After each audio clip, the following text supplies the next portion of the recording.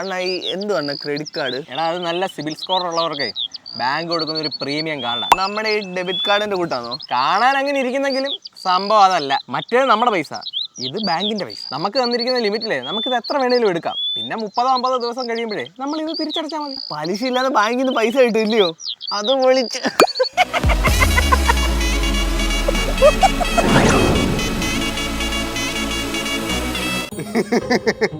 എടി അതൊക്കെ നമുക്ക് അടുത്ത ആഴ്ച മേടിക്കാൻ വേണ്ടി. എടി ഒരു മിനിറ്റ്.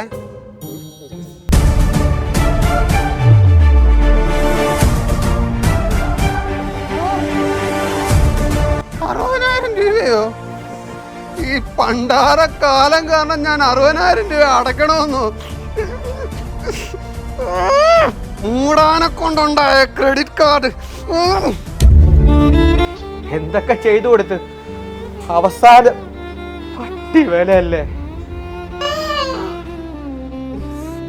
ഇവിടെ ഉണ്ടായിരുന്നു. കേട്ട് സാറേ കേട്ട് മതിയായി, വയറ് നിറഞ്ഞ്. എടാ ഞാൻ അത് ഉദ്ദേശം പറഞ്ഞല്ലടാ. ഈ 50,000 രൂപ തിരിച്ചടക്കണമെന്ന് പറഞ്ഞപ്പോഴേ ഈ ജോലിയും കൂലിയും ഇല്ലാത്ത ഞാൻ എങ്ങനെ അടക്കാനാടാ? സാറിന് ഈ ഫോൺ വേണമെന്ന് പറഞ്ഞപ്പോ മേടിച്ചു തന്നായിരുന്നു. സാറിന്റെ കാവ്മയ്ക്ക് ലാപ്ടോപ്പ് അത് ഞാൻ വാങ്ങി തന്നായിരുന്നോ? അതും സാധാ വിലയേക്കാളും 20,000 രൂപ കുറച്ച്. ക്രെഡിറ്റ് കാർഡിന്റെ ബേസിൽ മാത്രം. ഇതൊന്നും പോരാഞ്ഞിട്ട് അതും ലോ കോസ്റ്റ് EMI. മറന്നല്ല, കഴിഞ്ഞ മാസം 2 കൂടെ എന്തോരം കടയിലാ തെണ്ടാൻ കയറിയത്. അവിടെ എവിടെയെങ്കിലും ഞാൻ പൈസ ഇല്ലാത്തതിനെ കുറവ് അറിയിച്ചോ? എന്നെ വെച്ച് സ്കാൻ ചെയ്ത് സ്വൈപ്പ് ചെയ്തും കുറേ അങ്ങ് എടുത്തല്ലോ. പൈസയുടെ എന്തെങ്കിലും ഒരു ബുദ്ധിമുട്ട് ഞാൻ അറിയിച്ചായിരുന്നോ? അറിയിച്ചോ? ഇല്ല. അണ്ണൻ ആരെങ്കിലും ഇതുവരെ ഒരു 10 രൂപ കടം തന്നിട്ടുണ്ടോ? കൂട്ടുകാരോ സ്വന്തം അച്ഛനോ അമ്മ വരെ തന്നിട്ടുണ്ടോ? ഞാൻ തന്നിട്ടുണ്ട്. ഞാൻ തന്നു നിങ്ങൾക്ക്. മോനെ പൊടിയിരിക്കുന്നു. അതും 10 രൂപയല്ല, ജോലിക്കും കൂലിക്കും പോകാത്ത നിങ്ങൾക്ക് 2 lakhs, 2 ലക്ഷം രൂപ. എന്നിട്ടും തികയുന്നില്ല. എന്നിട്ടും നീ കൂട്ടി തരുന്നില്ലല്ലോ. അണ്ണാ ഈ 99.9% യൂസ് ചെയ്ത് കഴിഞ്ഞാൽ എങ്ങനെയാണ് ഞാൻ ഇന്ന് കൂട്ടിത്തരുന്നത്? അണ്ണൻ ഈ മലയാളിയുടെ തനി സ്വഭാവം കാണിക്കരുത് ഇങ്ങനെ. നീ മാത്രമൊന്നുമല്ല എനിക്ക് പൈസയൊക്കെ തരുന്നത്. എനിക്ക് ലോണൊക്കെ എടുത്താലും പൈസയൊക്കെ കിട്ടും കേട്ടോ. സാധാരണ ഒരു ലോഡ് വേണമെങ്കിൽ 900 രേഖകൾ വേണം. ഒന്നുമില്ലാതെ നിങ്ങളുടെ സിബിൽ സ്കോറിന്റെ ബേസിൽ മാത്രമാ 2 ലക്ഷം രൂപ ഞാൻ തന്നെ അറിയാവോ? അത് ശരിയാ. അണ്ണാ നിങ്ങൾ എവിടുന്നെങ്കിലും 60,000 രൂപ ഒന്ന് തിരിച്ച് മറിച്ച് അടക്കി ഉടനെ നിങ്ങൾക്ക് ക്രെഡിറ്റ് ആവത്തില്ലയോ? വീണ്ടും യൂസ് ചെയ്ത് കൂടായോ? ശരിയാണല്ലോ. എന്റെ ഭാഗ്യമാടാ. 60,000 തിരിച്ചടച്ചാലേ 2-3 ക്രെഡിറ്റ് സ്കോർ ഞാൻ കൂട്ടിത്തരാൻ കേട്ടോ. അയ്യോ അല്ല ഒരു ക്രെഡിറ്റ് കാർഡ് എക്സ്ട്രാ എടുത്താലോ? എടുത്തു. എനിക്ക് അത്യാവശ്യമുള്ള ചക്കര് തക്കൂടെ. ഒരു കാര്യമുണ്ട്, തിരിച്ചടച്ചില്ലേ കുണം മാറ്. അതിനാണല്ലോ വേറെ കാർഡ് മേടിക്കുന്നത്. അതിൽ നിന്ന് എടുത്ത് തിരിച്ചടക്കാവല്ലോ. കുഴപ്പമില്ല കേട്ടാ, ഇങ്ങനെ തട്ടിയും മുട്ടിയൊക്കെ എങ്ങനെ പോകുന്നു, ഒരു ചെറിയ രീതിയിൽ അഡ്ജസ്റ്റ് ആയി പോകുന്നു. അല്ല ഇതാരാ? അണ്ണാ അല്ല നീ ഏതാ മനസ്സിലായില്ലല്ലോ. അണ്ണന്റെ കൂടെ 10ാം ക്ലാസ്സിൽ 10 വർഷം മുന്നേ ഒരു രഘു പഠിച്ചിട്ടില്ലായിരുന്നു?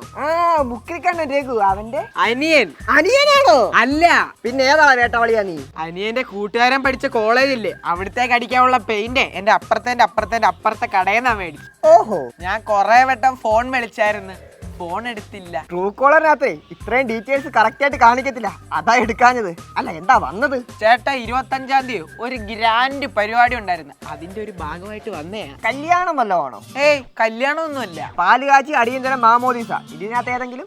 Never know. നിന്റെ വീട് എവിടാ? കണ്ണൂര്. എടാ മരം മൊണ്ണെ, പിന്നെ നീ എന്തിനാണ് തിരുവനന്തപുരത്ത് കിടക്കുന്നത് എന്നെ കാണാൻ വന്നത്? അണ്ണാ 25-ാം തീയതി ബിഗ് ബില്യൺ ഡേയ്സ് സ്റ്റാർട്ട് ചെയ്യുക. ഓഹോ, റൂട്ട് ചെറുതായിട്ടേ എനിക്ക് തിരിഞ്ഞു വരുന്നുണ്ട്. അണ്ണന്റെ ഇരിക്കുന്ന കാർഡിന് 20% ഡിസ്കൗണ്ട് ഉണ്ട്. ആ കാർഡ് ഇങ്ങോട്ടൊന്ന് തന്നു കഴിഞ്ഞായിരുന്നല്ലേ എനിക്കൊരു ഐഫോൺ മേടിക്കാനായിരുന്നു. എന്റെ കയ്യിരിക്കുന്ന ക്രെഡിറ്റ് കാർഡ് നിനക്ക് തന്നിട്ട് നിനക്ക് ഓഫറിന് സാധനം മേടിക്കണം അല്ലയോ? ചുമ്മാതല്ല, കണ്ണൂരായിരുന്നു നീയേ എന്നെ തപ്പി ഇവിടം വരെ വന്നത്. നീയേ അങ്ങോട്ടും നോക്കിയേ. ആരാ അവരൊക്കെ? ആദ്യം നിൽക്കുന്നവൻ തെലുങ്കാനയിൽ വന്നതാ, ചപ്പണ്ടി. നടുക്കുന്നവൻ തമിഴ്നാട്ടിൽ നിന്ന് വന്നതാ, മുനിയാണ്ടി. ഇപ്പുറത്തോളം എവിടുന്ന് മനസ്സിലായിട്ടില്ല, ആംഗ്യം മാത്രമേ കാണിച്ചിട്ടുള്ളൂ. അണ്ണാ കാർഡിന്റെ കാര്യം എങ്ങനെ? നീ കേരളത്തിൽ നിന്ന് വന്നോണ്ട് നിനക്ക് പ്രത്യേക പരിഗണന ഉണ്ട്. അവരുടെ ഫ്രണ്ടിൽ പോയി. അമ്മേ, എന്നെ ഇനി ആരെങ്കിലും തിരക്കി വരുവാണെങ്കിലേ ഞാൻ ബിസിയാന്ന് പറഞ്ഞേക്ക്. വല്ലാത്ത ക്ഷീണം, ഞാൻ ഒന്ന് വിശ്രമിക്കട്ടെ. ക്രെഡിറ്റ് കാർഡ് സെറ്റ് ചെയ്യാന്ന് പറഞ്ഞിട്ടല്ലേ എന്നെ കൊണ്ട് അക്കൗണ്ട് എടുപ്പിച്ചേ. എന്നിട്ട് ക്രെഡിറ്റ് കാർഡ് എന്തേ? സാറേ അത് അത്ര പെട്ടെന്നൊന്നും തരാൻ പറ്റത്തില്ല. സാർ ഒരു കാര്യം ചെയ്യ്, സാർ ഒരു 40,000 രൂപയെ ഡെപ്പോസിറ്റ് ചെയ്യേ. എന്നാ ഒരു കാര്യം ചെയ്യ്, 40,000 രൂപ ഞാൻ അടയ്ക്കാം. ആ ശരി.